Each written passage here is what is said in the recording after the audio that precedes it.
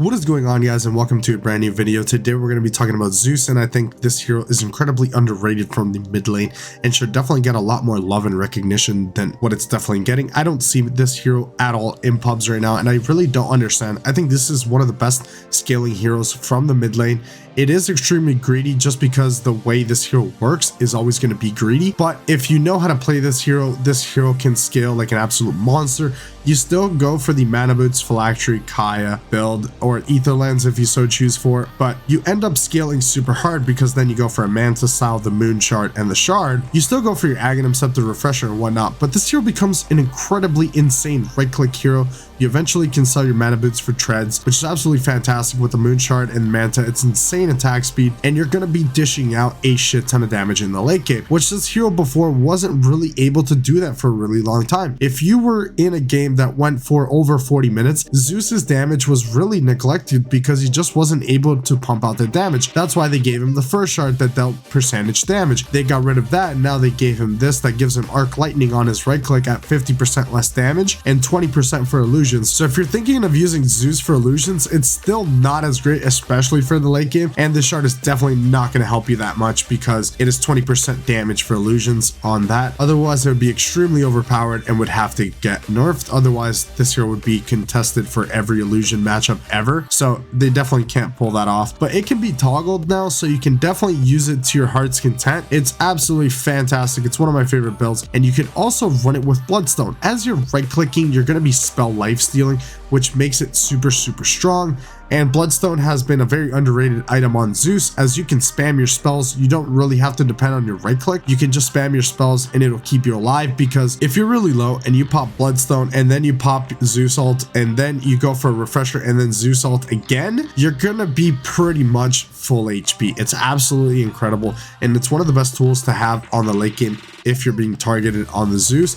If you're not and you're being ignored and you're just playing safe in the backline with a blink dagger, then it definitely doesn't really matter too much. Zeus has very good matchups from the mid lane, can definitely hold his own against practically any hero, and with Heavenly Jump, if you are out of position or you get hooked out of position, or any other ability like Disruptor or anything of that sort, you can just get away with Heavenly Jump. It's honestly one of the best abilities, and it made Zeus actually viable from the mid lane for a while, because heroes like Tusk, Invoker, Anti-Mage, and all these types of heroes that would be able to get on top of the Zeus and absolutely destroy him, this actually gives him a way out of bad situations, and it really helps poor positioning because you can play a lot more aggressive knowing that you have a free save. Zeus's mana issues are still there, hence why you still go for the phylactery build with the mana boots, so it can get you through the early game. If your team gets a Veil, it's super strong, and if you pair the Zeus with Ogre and Ogre goes for a Veil, it is so strong because you're going to get that attack speed buff for when you turn into a right clicker, and then you will also get the Veil damage for when you are actually casting spells, which is absolutely fantastic. Don't sleep on this hero. It's still a very greedy mid pick in my opinion, and it's more for the late game than anything else, but its early game is still not to be slept on. It's still a great laner.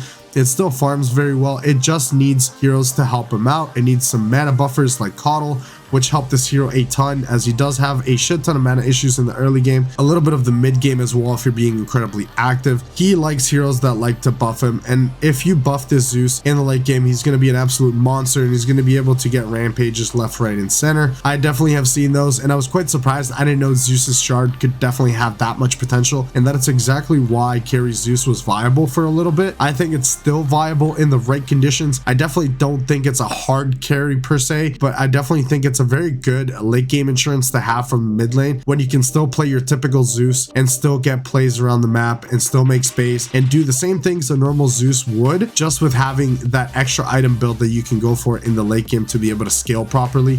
Otherwise, your typical Zeus build is going to fall off by about 30 minutes. Even though you'll get a refresher, double ultimate, it's still not going to do nearly as much. But if you start going with your right click, with your treads, your manta, and your moonshard, you're going to be doing a crap ton of damage. You're going to be able to do consistent damage in a big team fight. And if you're facing up against a lineup that likes being clumped together, you're going to be doing so much damage because it is arc lightning. It will bounce between targets, and you're going to be getting a shit ton of value from this hero. Let me know what you guys think in the comment section below about Zeus. Would you guys play carry Zeus, or at least mid lane Zeus? And would you guys do this transition of still playing regular Zeus with the build and then eventually selling your items and transitioning over to right click Zeus? I definitely think it's extremely viable, and Zeus has very few poor matchups, and even so, he can still farm with buffers like Coddle, he can still go farm stacks consistently and can get that farm back, as he's one of the best farmers in the game if being fed mana. So if you're playing this with a coddle, you have nothing to worry about. If your lane goes good, then you're going to be even more farmed. If your lane goes bad, then you're going to be able to recover in the jungle because coddle's going to keep feeding you mana. So definitely play this with a buffer. It's going to be a lot better for you, and you're not going to have to be so dependent on your bottle and your mana boots. And you can even go treads to start ahead on the build. That way you don't have to sell mana boots at all. I would definitely like to know you guys' opinion in the comment section. I definitely feel like this hero is being extremely slept on. I've been playing it from the mid lane and it's absolutely fantastic. And the way you surprise the enemy team, because nobody really sees this hero played anymore, they're not really sure of how much damage you can actually do with this build in the late game. It does an incredible amount of damage and they're just not ready for it. So you end up getting a lot of ultra kills and rampages based off the fact that they don't know how to really counter you, as this hero's pick rate isn't really that high, and I definitely don't see it very often in my pubs, if at all. Hopefully you guys enjoyed today's video. A like would be much appreciated. I will see you guys in the next video. Thank you so much for watching. I need you.